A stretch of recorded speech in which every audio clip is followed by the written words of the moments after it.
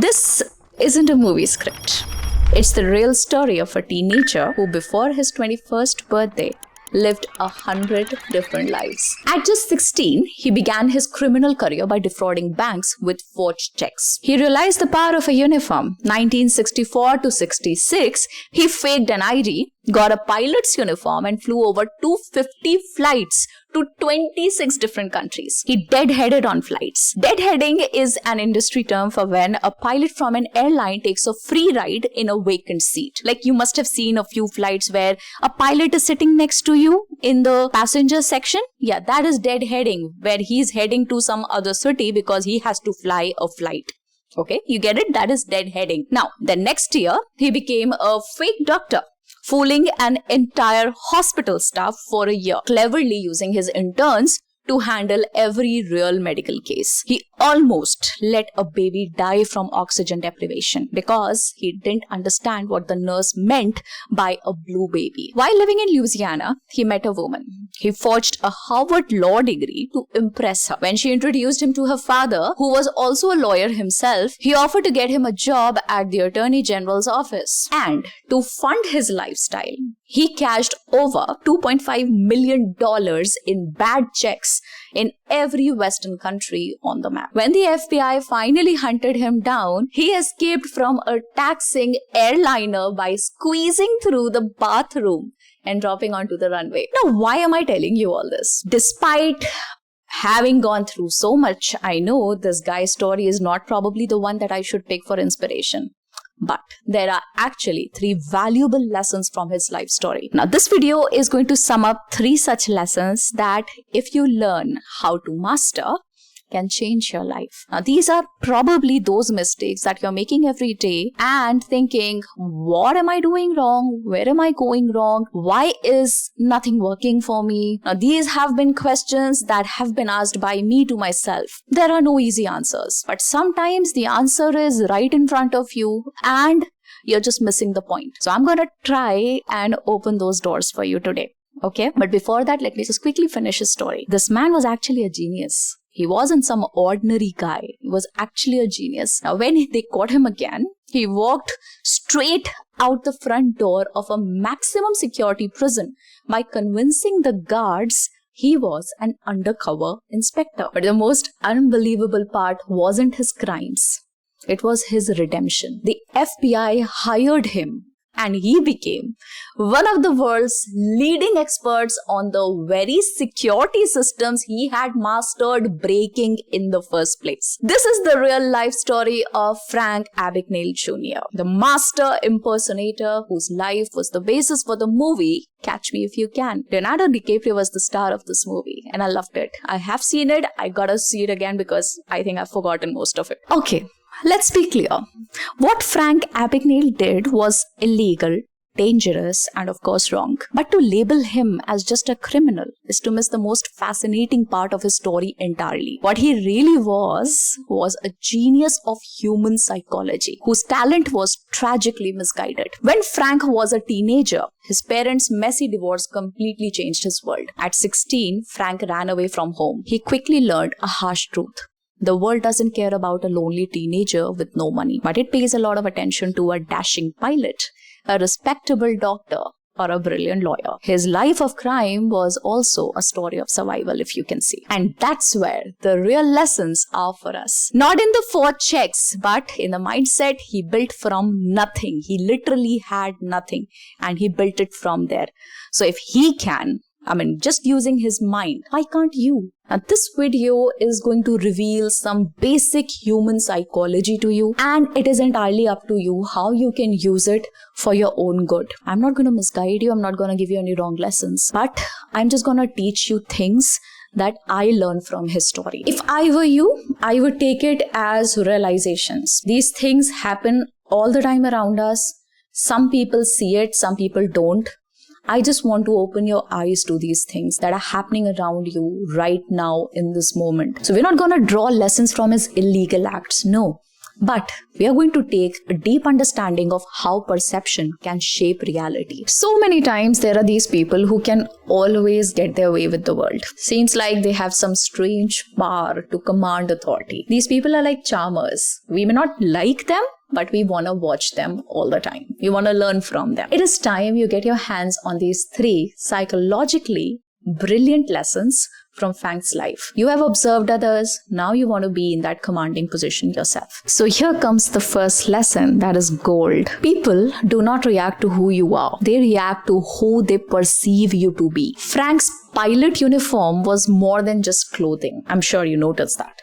It was just instant authority. The uniform was so powerful that it made his young age of 16 and experience completely invisible. Nobody questioned the uniform. A lot of people still don't. I'm sure you notice that in Bollywood movies all the time. People wearing forging uniforms and wearing whatever they want to get entry wherever they want to. Don't do that. Don't do that. What you need to understand is the importance of authority and how you can create authority for yourself so that people pay attention to you. Now, this is a profound psychological truth. We all wear uniforms every day. It's not about the clothes. It's about the signals you send. Your vocabulary is a uniform. Your posture is a uniform. The way you walk into a room, the research you do before a meeting, the confidence in your voice. These are all parts of the uniform you present to the world. Some people pay attention to these things and some people don't. What I have observed is that most people don't. Like if I were to appear in an interview, I'm telling you, and believe me, this is coming from a person who has never failed any single interview in her life. And I'm not boasting, I don't do a job anymore. But yes, this is a truth from my life. What I used to do was, I used to prepare thoroughly before any interview. No interview was small or big. Every interview was the same for me. It was a chance for me to prove myself. Even if I did not want a job very much, I would still prepare for that interview and I would give my best shot. Because it was a point where I had to prove nothing to somebody else, but everything to myself. I wanted to be good. I wanted to be my best. I prepared for weeks. You have no idea how hard I have prepared for a few interviews. There was this exam that I had to take. I make videos for Grow. And it's been going on for 5-6 years now. It's been really long. We worked together. It's a brilliant journey that we've shared together. There was this rule by SEBI that every content creator that is working with you has to take this exam. It was a difficult exam, all numbers and numericals and everything. What I was seeing was that not a lot of people were very serious about that test. They were just taking it lightly. But if I were to tell you what I did, I bought the best books, I used the internet material, and I sat through days and days and days. I prepared for almost a month, putting in about 8 to 10 hours every day for that test. And I secured about 80% marks in that test, which is a very good score, by the way, because the test is tough and the time is short when you sit for that exam. Apart from that, there have been exams that I have appeared for when I was a teacher. I was preparing to be a mathematics teacher. I remember devouring mathematics books so that the interview, I was prepared for it and I'd be able to answer anything that was asked to me on the fly. I have actually devoured books, and not just one, several many, and that is how I would prepare for an interview. So that is your uniform. The better you prepare, the more confident you are, and the world notices that. Do not think that it will go unnoticed. Nothing goes unnoticed. Nobody is a fool. People notice. Remember that. People notice. People even notice those small movements on your facial expressions, the way you carry yourself, the clothes that you're wearing. You probably think that I don't iron my pant and it's okay. No, it's not okay. When you're appearing for an interview, it's not okay to wear unironed clothes. Your clothes, for that matter, they matter a lot. Coming back to Frank's genius. Frank's genius was realizing he didn't need to be a pilot. He only needed to create the undeniable perception of a pilot. Now here's the lesson for you. Stop waiting until you feel ready. Start building the uniform of the person you want to become today. Going for an interview? Don't just dress the part. Talk the part. Learn the industry jargon. Understand their recent wins, the company's recent wins and losses. Understand what the company is going through. Walk in with the quiet confidence of someone who already works there. Want to be a leader? Don't wait for the title. Start acting like one today. Speak with clarity. So important. Take responsibility and offer solutions, not problems. As an employer myself, I really don't like it when people come up with problems. I really like it when people offer me solutions. It helps me. Your reality is shaped by the perception you project. Build your uniform first, and the world will rush to meet you where you stand. Lesson number 2. Connect with the person, not with the rule. Frank's final secret was his understanding that every foolproof system has one predictable weakness, that is the human being who runs it. He knew that systems are built on logic, but people are run by emotion, trust, and of course, laziness. He didn't find glitches in the bank's software. He found glitches in human nature. And that's how he could forge all those checks and get money into his own account. He knew bank tellers were trained to spot bad checks. But he also knew they were trained to trust a handsome, confident pilot. He knew prison security was tight. But he also knew the guards would rather believe a simple lie than to do a mountain of paperwork to question a fake undercover inspector. He knew this about human beings, that they're lazy, and most of them are. They are sort of, bored of doing the same thing over and over again, going to the same jobs every day. So he knew that there is this human desire to avoid confrontation.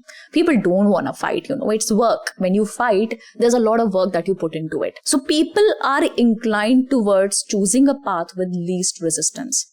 And he used that against them. Now here's the lesson for you in this. This isn't about manipulating people. No. It's about understanding that the biggest obstacle you face is rarely a rule.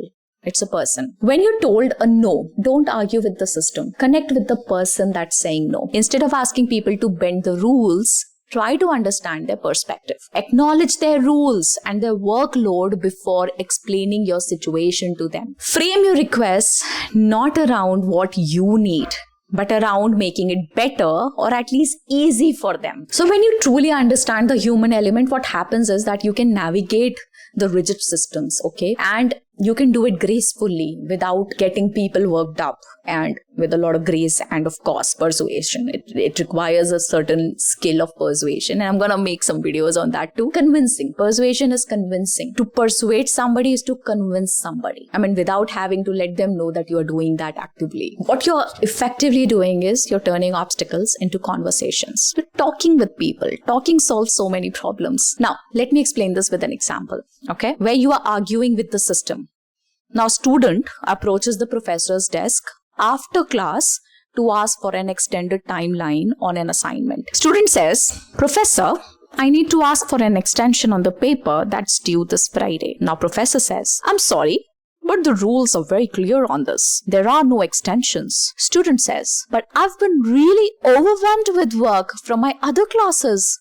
It's not fair. I just need a couple more days." To which professor replies, "It wouldn't be fair to the other students to make an exception. The deadline stands." What happened here?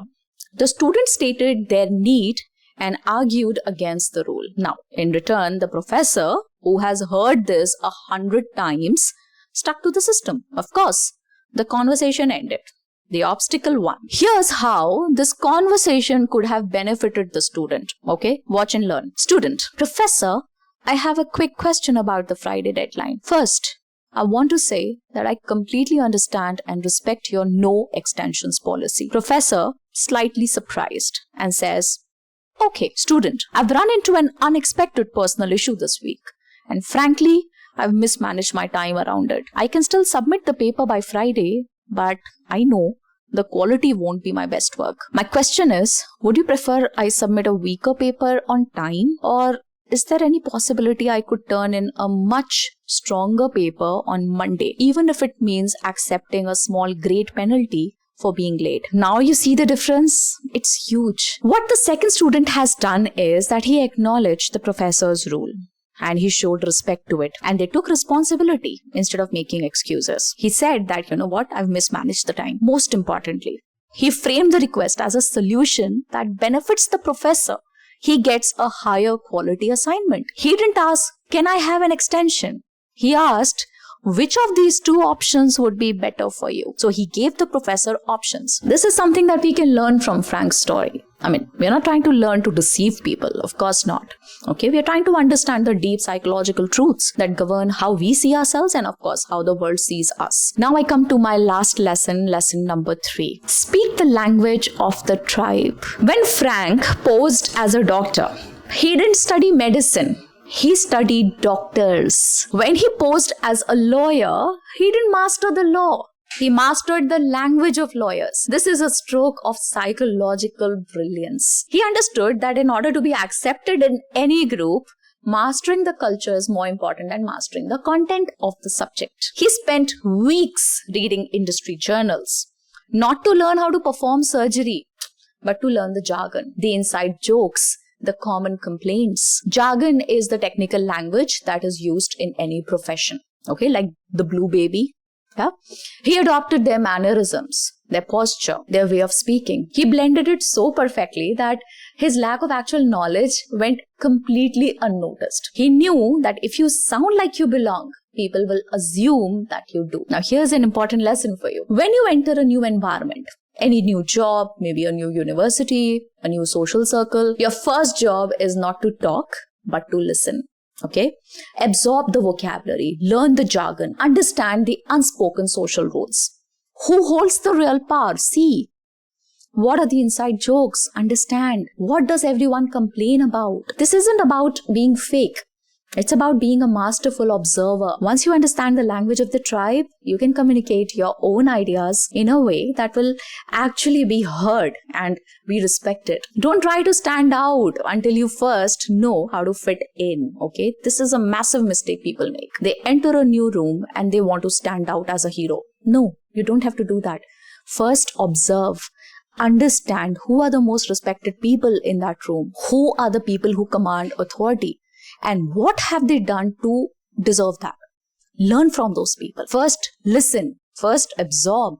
And then speak. So this was it for this video. I'm sure there was a lot to learn from his story. I personally feel that, of course, he's a criminal, so I can't go praising him a lot. I don't want to do that. But yes, today he works as an FBI consultant. And the story of his life is no short of a brilliant, and it's actually a successful Hollywood movie. Yes, there's a lot to learn from him. Why don't you just do a little bit of Google and find out for yourself a little more? So these were 3 lessons that I personally find extremely wonderful.